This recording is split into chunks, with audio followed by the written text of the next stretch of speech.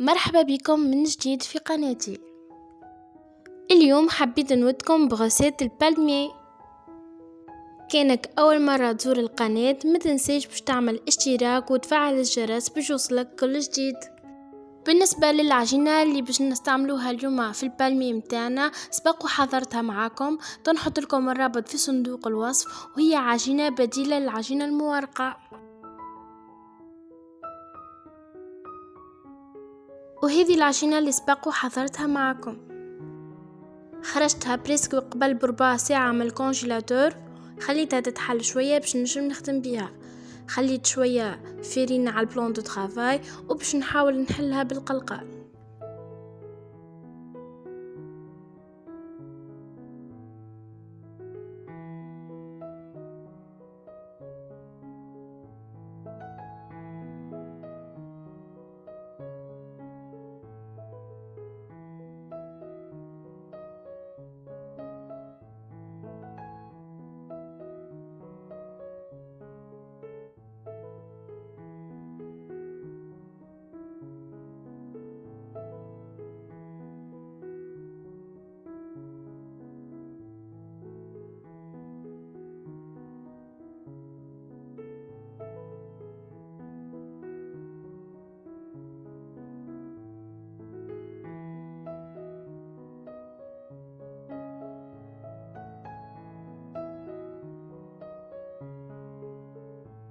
كملت حليت العجينة متاعي بالقلقال وسويتها قصيت الجناب، وتنجموا تستغنيو عليها المرحلة هذه تشريو بات فوتي حاضرة.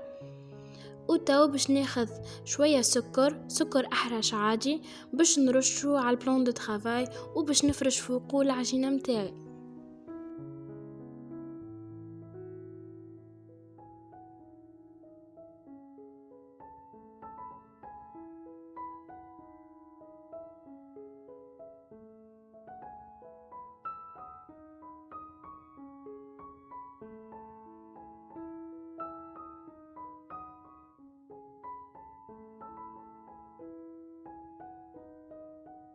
خليت العجينة متاعي فوق كمية السكر، وتو باش نعدي عليها بالقلقال باش تدخل كمية السكر في وسط العجينة.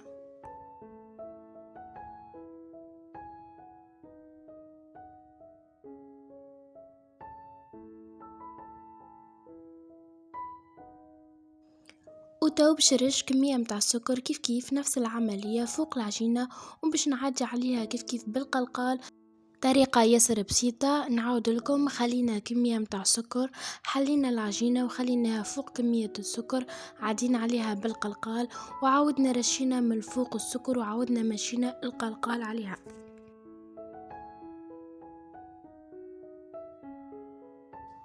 وتو خديت الطرف اللي على اليمين وباش نلفو ونسكر عليها كبيتي، ونعاود لفة أخرى مرتين، وباش نمشي للطرف اللي على اليسار ونعمل لفتين بنفس الطريقة.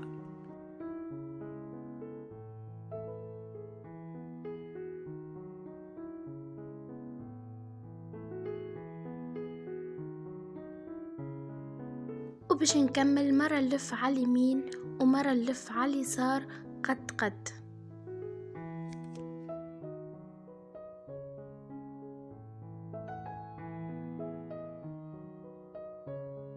في بالي طريقة ياسر بسيطة، قعدت نلف مرة على اليمين مرة على اليسار لين وصلت للطرف، وخليت الطرف اللي على اليمين فوق الطرف اللي على اليسار، سكرت عليه هكا بيدي.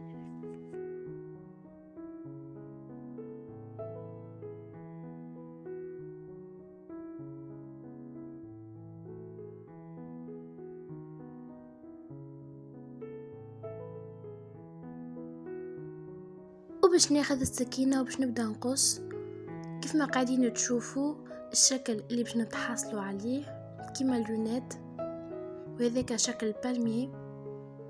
نسيسوها على العجينة وماذا بينا نمشيو مرة واحدة.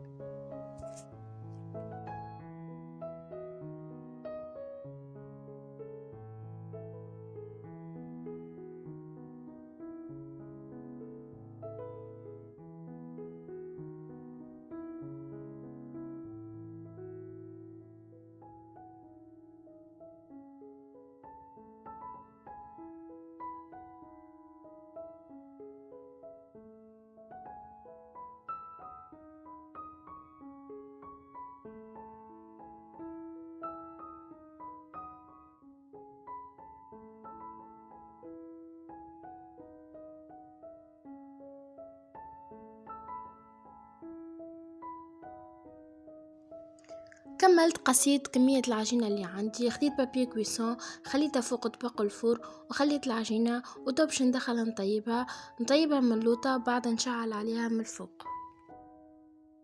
وصلنا لنهاية الفيديو متاعنا، ان شاء الله تكون الغوصات عجبتكم ونتمنى تجربوها وتعطيني رايكم في التعليقات.